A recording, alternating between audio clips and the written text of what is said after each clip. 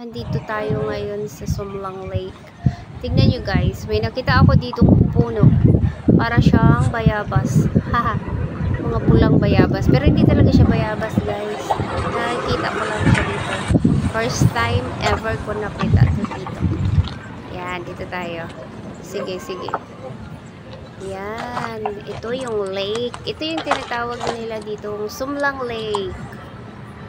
Sa may Kamalig lang to guys, Kamalig Albay. Yan, medyo makulimlim ang panahon kasi parang uulan yan guys eh.